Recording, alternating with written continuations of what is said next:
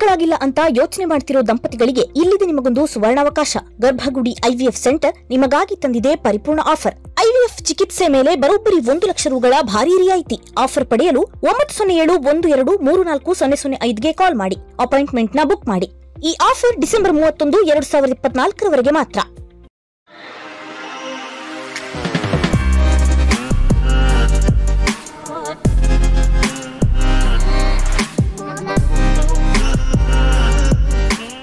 Hi friends, ದಿನದ ಎಲ್ಲ ಪ್ರಮುಖ ಸುದ್ದಿಯನ್ನು ನಿಮಗೆ ತಲುಪಿಸೋ mastmaga.comನ ಫುಲ್ ನ್ಯೂಸ್ಗೆ ಸ್ವಾಗತ. ನಾನು ಅಮರ್ ಪ್ರಸಾದ್.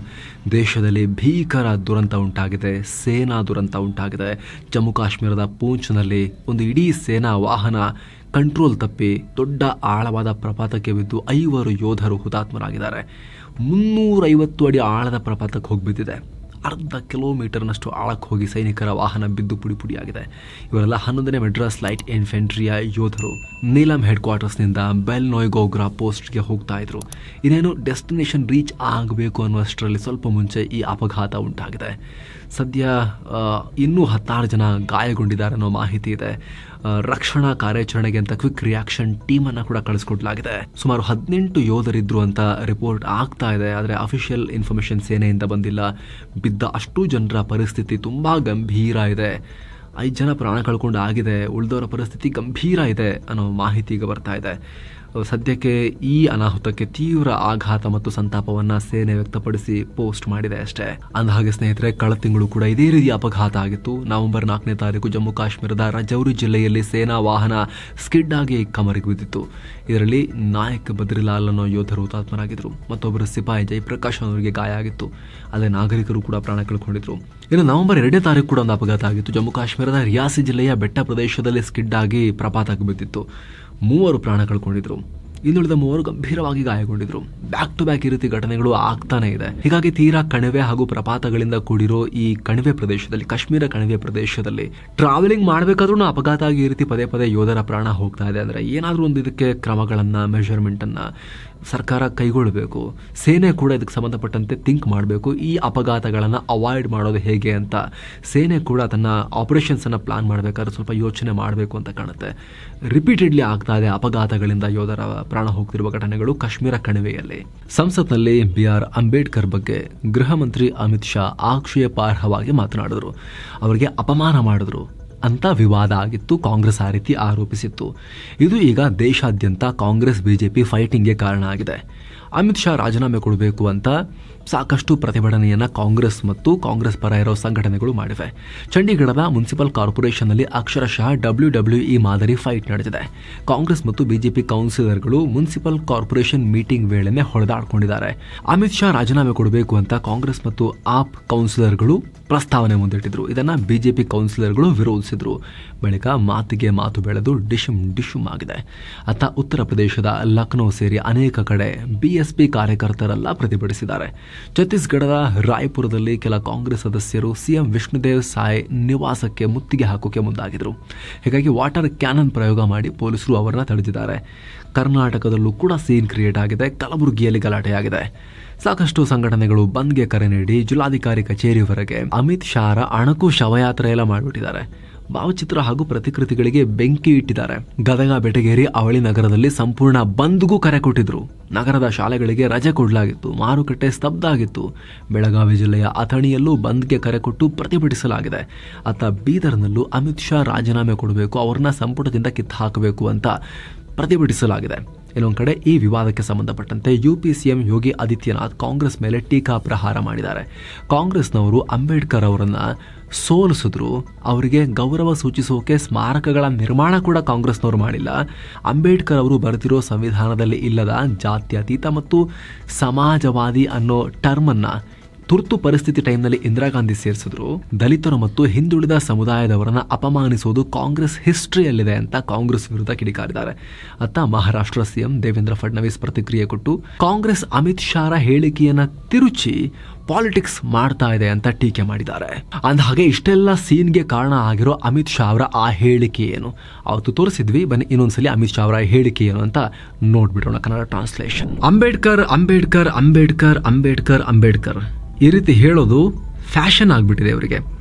ಇಷ್ಟು ಬಾರಿ ದೇವರ ಹೆಸರು ಹೇಳಿದ್ದಿದ್ರೆ ಇಷ್ಟೊತ್ತಿಗೆ ಕಾಂಗ್ರೆಸ್ನವರಿಗೆ 7 ಜನ್ಮಕ್ಕೂ ಸ್ವರ್ಗದಲ್ಲಿ ಜಾಗ ಸಿಕ್ಕಿರೋದು. ಅಂಬೇಡ್ಕರ್ ಅವರ ಹೆಸರು ಹೇಳೋದು ನಮಗೆ ತುಂಬಾ ಸಂತೋಷ. ಆದರೆ ಕಾಂಗ್ರೆಸ್ನವರು ಅಂಬೇಡ್ಕರ್ ಹೆಸರು ಹೇಳೋ ಹಿಂದಿನ ನಿಜವಾದ ಭಾವನೆ ಏನು ಅಂತ ನಾನೀಗ ಬಿಚ್ಚಿಡ್ತೀನಿ. ದೇಶದ ಮೊದಲ ಕ್ಯಾಬಿನೆಟ್ನಿಂದ ಅಂಬೇಡ್ಕರ್ ಯಾಕೆ ರಾಜೀನಾಮೆ ಕೊಟ್ಟಿದ್ರು? ನೆಹರು ಕ್ಯಾಬಿನೆಟ್ನಿಂದ. ಅಂಬೇಡ್ಕರ್ ಅಂದಿನ ನೆಹರು ಸರ್ಕಾರದ ವಿದೇಶಿ ನೀತಿಗಳಿಂದ ಆರ್ಟಿಕಲ್ 370 ಅಸಮಾಧಾನಗೊಂಡು ರಾಜೀನಾಮೆ ಕೊಟ್ಟೆ ಅಂತ ಖುದ್ದು ಅಂಬೇಡ್ಕರ್ ಹೇಳಿಕೊಂಡಿದ್ರು.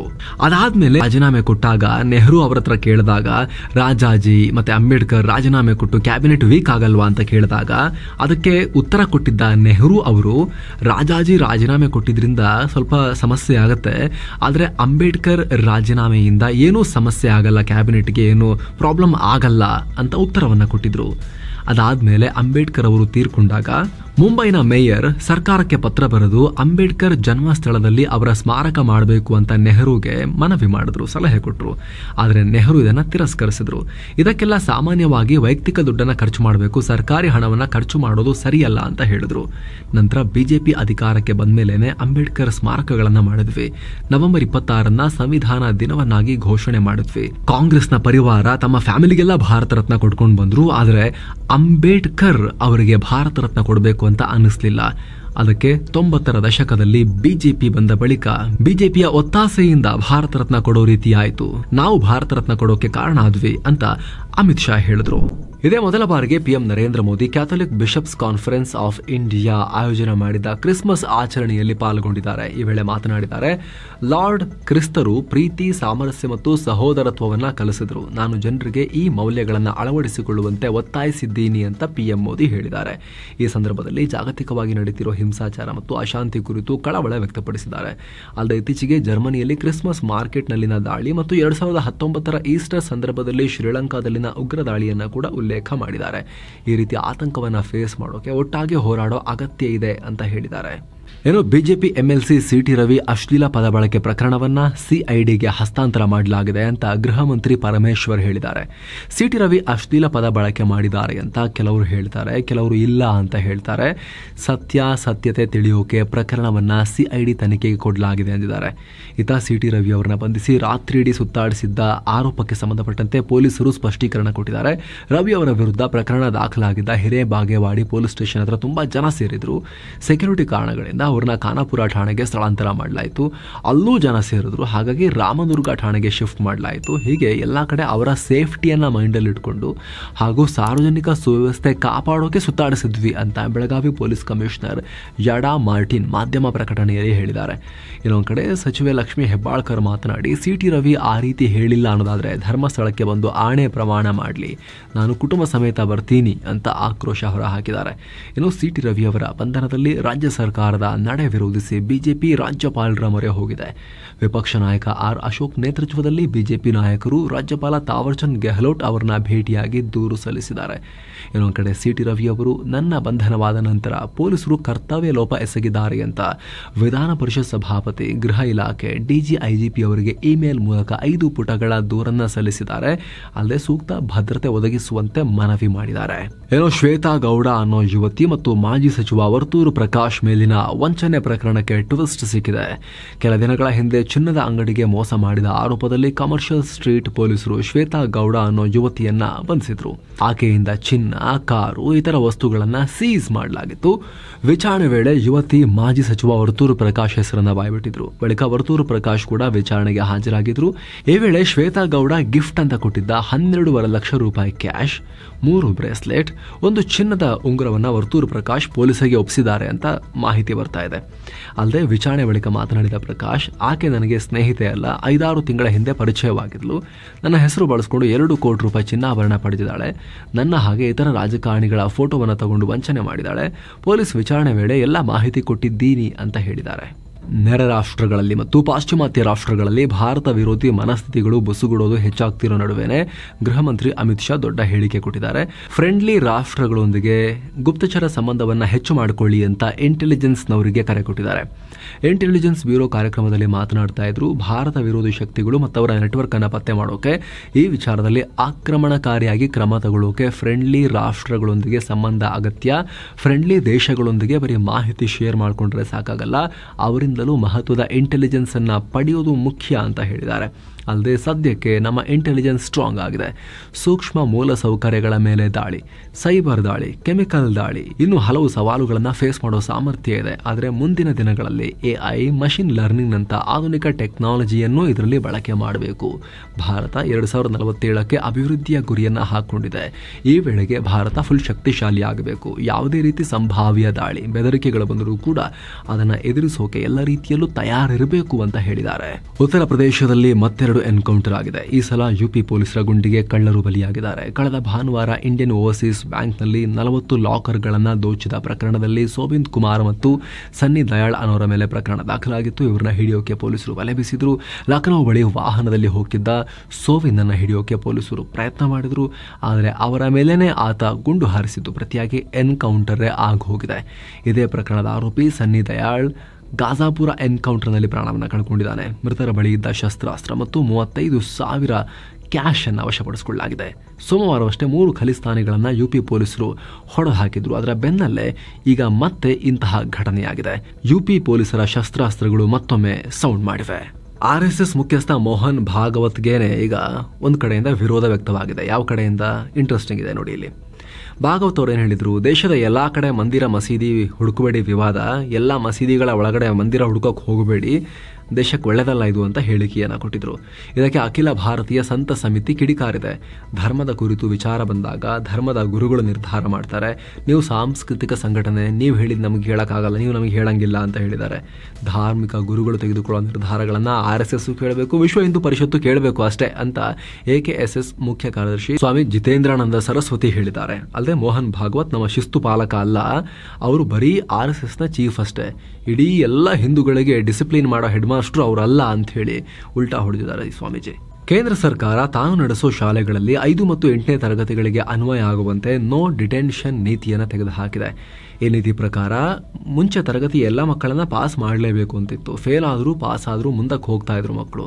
ಆದರೆ ಈಗ ತರಗತಿಯ ಮಕ್ಕಳು ವಾರ್ಷಿಕ ಪರೀಕ್ಷೆಗಳಲ್ಲಿ ಫೇಲ್ ಆದರೆ ಅವರಿಗೆ 2 ತಿಂಗಳಲ್ಲಿ ಮರುಪರೀಕ್ಷೆ ಬರೆಯೋಕೆ ಅವಕಾಶ ಕೊಡಲಾಗುತ್ತೆ. ಈ ನೀತಿ ಕೇಂದ್ರ ಸರ್ಕಾರದಿಂದ ನಡೆಸಲ್ಪಡೋ ಕೇಂದ್ರೀಯ ವಿದ್ಯಾಲಯ, ನವೋದಯ ವಿದ್ಯಾಲಯ, ಸೈನಿಕ ಶಾಲೆಗಳ ಒಟ್ಟು 3,000 ಶಾಲೆಗಳು ಒಟ್ಟು ಇವುಗಳಿಗೆ ಅನ್ವಯ ಆಗುತ್ತೆ. ಕೇಂದ್ರ ಸರ್ಕಾರದ ಈ ನೀತಿಗೆ ತಮಿಳುನಾಡು ಸರ್ಕಾರ ವಿರೋಧ ವ್ಯಕ್ತಪಡಿಸಿದೆ. ತಮಿಳುನಾಡು ಶಿಕ್ಷಣ ಮಂತ್ರಿ ಅನ್ಬಿಲ್ ಮಹೇಶ್ ಪೊಯಮೋಜಿ ನಾವು ಈ ಪಾಲಿಸಿಯನ್ನ ಕಂಟಿನ್ಯೂ ಮಾಡ್ತೀವಿ ಅಂತ ಹೇಳಿದ್ದಾರೆ. ಅಲ್ಲದೆ ನಾವು ಕೇಂದ್ರದ ಶಿಕ್ಷಣ ಕಾಯ್ದೆಯನ್ನ ಫಾಲೋನೇ ಮಾಡಲ್ಲ, ಅದರಿಂದ ಅವ್ರು ಮಾಡೋ ರೂಲ್ಸ್ ನಮಗೆ ಅನ್ವಯನೇ ಆಗಲ್ಲ ಅನ್ನೋ ಹೇಳಿಕೆಯನ್ನು ಕೊಟ್ಟಿದ್ದಾರೆ. 2025-26ನೇ ಸಾಲಿನ ಕೇಂದ್ರ ಬಜೆಟ್ಗೆ ತಯಾರಿ ನಡೆಸಲಾಗ್ತಾ ಇದೆ. PM ನರೇಂದ್ರ ಮೋದಿ ನೇತೃತ್ವದಲ್ಲಿ ಸಭೆ ನಡೆಸಲಾಗಿದೆ. ಅರ್ಥಶಾಸ್ತ್ರಜ್ಞರು ಮತ್ತು ತಜ್ಞರೊಂದಿಗೆ ಮಾತುಕತೆ ನಡೆಸಿ ಅವರಿಂದ ಸಲಹೆಗಳನ್ನು ಪಡ್ಕೊಳ್ಳಲಾಗಿದೆ. ಈಗ ಮೀಟಿಂಗ್ನಲ್ಲಿ ಹಣಕಾಸು ಮಂತ್ರಿ ನಿರ್ಮಲಾ ಸೀತಾರಾಮನ್, ನೀತಿ ಆಯೋಗದ ವೈಸ್ ಚೇರ್ಮನ್ ಸುಮನ್ ಬೆರ್ರಿ, ನೀತಿ ಆಯೋಗದ CEO BVR ಸುಬ್ರಹ್ಮಣ್ಯಂ, ಮುಖ್ಯ ಆರ್ಥಿಕ ಸಲಹೆಗಾರ ಅನಂತ್ ನಾಗೇಶ್ವರನ್ ಹಾಗೂ ಆರ್ಥಿಕ ತಜ್ಞ ಸುರ್ಜಿತ್ ಬಲ್ಲಾ, DK ಜೋಶಿ ಭಾಗವಹಿಸಿದ್ರು. ಅಂದಹಾಗೆ 2025-26ರ ಕೇಂದ್ರ ಬಜೆಟ್ ಅನ್ನ ನಿರ್ಮಲಾ ಸೀತಾರಾಮನ್ ಅವರು ಫೆಬ್ರವರಿ 1ನೇ ತಾರೀಕು ಲೋಕಸಭೆಯಲ್ಲಿ ಮಂಡಿಸುತ್ತಾರೆ. ಉತ್ತರ ಪ್ರದೇಶದ ಸಂಬಲ್ನಲ್ಲಿ ಹೊಸ ವಿಚಾರ ಬೆಳಕಿಗೆ ಬರ್ತಾ ಇದೆ. 150 ವರ್ಷಗಳಷ್ಟು ಹಳೆಯ ಮೆಟ್ಟಿಲು ಬಾವಿ ಪತ್ತೆಯಾಗಿದೆ. 1857ರ ಸ್ವಾತಂತ್ರ್ಯ ಸಂಗ್ರಾಮದ ಟೈಮ್ನಲ್ಲಿ ಸ್ವಾತಂತ್ರ್ಯ ಹೋರಾಟಗಾರರು ತಪ್ಪಿಸಿಕೊಳ್ಳೋಕೆ ಬಳಸ್ತಿದ್ರು ಅಂತೆಲ್ಲ ಹೇಳಿದ್ದಾರೆ.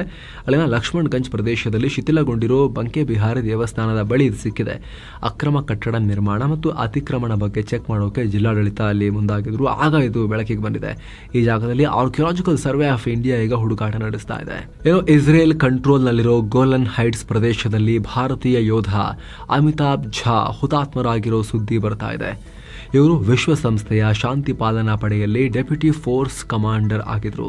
ವಿವಾದಿತ ಗೋಲನ್ ಹೈಟ್ಸ್ ಪ್ರದೇಶದಲ್ಲಿ ಯುನೈಟೆಡ್ ನೇಷನ್ ಡಿಸ್ಎಂಗೇಜ್ಮೆಂಟ್ ಅಬ್ಸರ್ವರ್ ಫೋರ್ಸ್ನಲ್ಲಿ ಕೆಲಸ ಮಾಡ್ತಾ ಇದ್ರು. ಈಗ ಇವರ ಸಾವನ್ನ ಸೇನೆ ಕನ್ಫರ್ಮ್ ಮಾಡಿದೆ. ಆದರೆ ಸಾವಿನ ಕಾರಣವನ್ನ ಸೇನೆ ಇನ್ನೂ ಬಹಿರಂಗಪಡಿಸಿಲ್ಲ. ಈ ಪ್ರದೇಶದಲ್ಲಿ ಉದ್ವಿಗ್ನತೆಯನ್ನು ಹಾಗೇ ಇದೆ. ಇಸ್ರೇಲ್ ಕೂಡ ಇತ್ತೀಚೆಗೆ ಈ ಭಾಗವನ್ನ ತನ್ನ ಕಂಟ್ರೋಲಿಗೆ ತಗೊಂಡಿತ್ತು. ಈ ನಡುವೆ ಇಲ್ಲಿ ಇಂತಹ ಆಘಾತಕಾರಿ ಮಾಹಿತಿ ಬರ್ತಾ ಇದೆ. ಸೇನೆ ಇವರು ಹೇಗೆ ಪ್ರಾಣ ಬಿಟ್ಟರು ಅನ್ನೋದನ್ನ ಇನ್ನೂ ಕೂಡ ಕನ್ಫರ್ಮ್ ಮಾಡಿಲ್ಲ. ಇದು ಸಾಕಷ್ಟು ಪ್ರಶ್ನೆಗಳನ್ನ ಹಾಗೆ ಉಳಿಸಿದೆ. ಕ್ಲಾರಿಟಿ ಬೇಕು ವಿಚಾರದಲ್ಲಿ. ಕೃಷಿ ಹೊಂಡದಲ್ಲಿ ಸೋಡಿಯಂ ಸ್ಫೋಟಿಸಿದ ಪ್ರಕರಣದಲ್ಲಿ ಅರೆಸ್ಟ್ ಆಗಿದ್ದ ಡ್ರೋನ್ ಪ್ರತಾಪ್ಗೆ ಜಾಮೀನು ಸಿಕ್ಕಿದೆ. ಪುಷ್ಪ 2 ಕಾಲ್ತುಳಿತ ಮತ್ತು ಅದರಿಂದ ಉಂಟಾದ ಸಾವಿನ ಪ್ರಕರಣ ಪ್ರಕರಣದಲ್ಲಿ ಅಲ್ಲು ಅರ್ಜುನ್ ಹೈದರಾಬಾದ್ ಪೊಲೀಸರಿಂದ 4 ಗಂಟೆಗಳ ವಿಚಾರಣೆಯನ್ನ ಫೇಸ್ ಮಾಡಿದ್ದಾರೆ. ಅತ್ಯಾಚಾರ, ಆಸಿಡ್ ದಾಳಿ, ಲೈಂಗಿಕ ದೌರ್ಜನ್ಯದಿಂದ ಬದುಕುಳಿದವರಿಗೆ ಉಚಿತ ಚಿಕಿತ್ಸೆ ನಿರಾಕರಿಸೋ ಹಾಗಿಲ್ಲ, ಚಿಕಿತ್ಸೆ ಕೊಡಬೇಕು ಉಚಿತವಾಗಿ ಅಂತ ದಿಲ್ಲಿ ಹೈಕೋರ್ಟ್ ಮಹತ್ವದ ಆದೇಶ ಹೊರಡಿಸಿದೆ. ಇನ್ನೊಂದು ಕಡೆ ಐಸಿಸಿ 2025ರ ಚಾಂಪಿಯನ್ಸ್ ಟ್ರೋಫಿಯ ಫುಲ್ ಸ್ಕೆಡ್ಯೂಲ್ ಅನ್ನ ಅನೌನ್ಸ್ ಮಾಡಿದೆ. ಫೆಬ್ರವರಿ 19ನೇ ತಾರೀಕು ಟೂರ್ನಿ ಆರಂಭ ಆಗಲಿದ್ದು ಮೊದಲ ಪಂದ್ಯ ಕರಾಚಿಯಲ್ಲಿ ನ್ಯೂಜಿಲೆಂಡ್ ಮತ್ತು ಆತಿಥೇಯ ಪಾಕಿಸ್ತಾನ ನಡುವೆ ನಡೆಯುತ್ತೆ. ಟೀಮ್ ಇಂಡಿಯಾ ತನ್ನ ಎಲ್ಲ ಪಂದ್ಯಗಳನ್ನು ದುಬೈನಲ್ಲಿ ಆಡುತ್ತೆ. ಭಾರತ ಬಾಂಗ್ಲಾದೇಶ ನಡುವೆ ಫೆಬ್ರವರಿ 20ನೇ ತಾರೀಕು, ಭಾರತ ಪಾಕಿಸ್ತಾನ ನಡುವೆ ಫೆಬ್ರವರಿ 23ನೇ ತಾರೀಕು ಹಾಗೂ ಭಾರತ ನ್ಯೂಜಿಲೆಂಡ್ ನಡುವೆ ಮಾರ್ಚ್ 2ನೇ ತಾರೀಕು ಟೂರ್ನಿಯ ಪಂದ್ಯಗಳು ನಡೆಯುತ್ತೆ. ಫೈನಲ್ ಪಂದ್ಯ ಮಾರ್ಚ್ 9ನೇ ತಾರೀಕು ಲಾಹೋರ್ನಲ್ಲಿ ನಡೆಯುತ್ತೆ. ಒಂದು ವೇಳೆ ಭಾರತ ಫೈನಲ್ಗೆ ಹೋದ್ರೆ ಆ ಪಂದ್ಯ ಕೂಡ ದುಬೈನಲ್ಲೇ ನಡೆಯುತ್ತೆ. ಏನೋ ಭಾರತದ ಷೇರುಪೇಟೆ ಇವತ್ತು ಫ್ಲಾಟ್ ಆಗಿದೆ. ದಿನದ ವಹಿವಾಟಿನ ಅಂತ್ಯಕ್ಕೆ ಸೆನ್ಸೆಕ್ಸ್ 67 ಪಾಯಿಂಟ್ ಡೌನ್ ಆಗಿ 78,472, ನಿಫ್ಟಿ 25 ಪಾಯಿಂಟ್ ಡೌನ್ ಆಗಿ 23,727ಕ್ಕೆ ತಲುಪಿದೆ. Power grid corporation, JSW, SBI life insurance, Infosys ಷೇರುಗಳು ಕುಸಿತ ಕಂಡಿವೆ. ಆಟೋ ಮತ್ತು FMCG ಸೆಕ್ಟರ್ಗಳು ಒಂದಷ್ಟು ಮಟ್ಟಿಗೆ ಪರವಾಗಿಲ್ಲ ಅನ್ನೋ ತರ ಪರ್ಫಾರ್ಮ್ ಮಾಡಿದ್ವು. Tata motors, Adani enterprises, Aisha motors, BPCL ಹಾಗೂ ಇಂಡಿಗೋ ಏರ್ಲೈನ್ಸ್ ಲಾಭ ಮಾಡಿಕೊಂಡಿವೆ, ಅಂದರೆ ಇಂಟರ್ ಗ್ಲೋಬ್ ಏವಿಯೇಷನ್. ಅಂದಹಾಗೆ ಕ್ರಿಸ್ಮಸ್ ಮುನ್ನ ಮಾರ್ಕೆಟ್ ಫ್ಲಾಟ್ ಆಗಿ ಕಂಡು ಬಂತು. ಡಾಲರ್ ಮುಂದೆ ರೂಪಾಯಿ ಮೌಲ್ಯ ಹೆಚ್ಚು ಕುಸಿತಾ ಇರೋ ಕಾರಣದಿಂದಲೂ ಹೂಡಿಕೆದಾರರು ಬಹಳ ಯೋಚನೆ ಮಾಡಿ ವಹಿವಾಟು ಮಾಡಿದ್ದಾರೆ. ಇನ್ನು ಡಾಲರ್ ಮುಂದೆ ರೂಪಾಯಿ ಮೌಲ್ಯ ಎಷ್ಟಾಗಿದೆ ಅಂತ ನೋಡಿದ್ರೆ 9 ಪೈಸೆ ಇಳಿಕೆಯಾಗಿ 85 ರೂಪಾಯಿ 20 ಪೈಸೆಯಾಗಿದೆ. ಮಂತ್ ಎಂಡ್ ಆಗಿರೋದ್ರಿಂದ ಆಮದುದಾರರಲ್ಲಿ ಡಾಲರ್ ಬೇಡಿಕೆ ಹೆಚ್ಚಾಗಿದೆ. ಅವರಿಗೆ ಡಾಲರ್ ಬೇಕು ಇಂಪೋರ್ಟ್ ಮಾಡ್ಕೊಳ್ಳೋರಿಗೆ. ಆ ಕಡೆ ಅಮೆರಿಕದಲ್ಲಿ ಸರ್ಕಾರಿ ಬಾಂಡ್ಗಳ ಬಡ್ಡಿದರ ಕೂಡ ಹೆಚ್ಚಾಗಿದೆ. ಅದರ ಪರಿಣಾಮ ಡಾಲರ್ ವ್ಯಾಲ್ಯೂ ಜಾಸ್ತಿಯಾಗಿ ರೂಪಾಯಿ ಮೌಲ್ಯ ಕುಸಿತ ಕಂಡಿದೆ.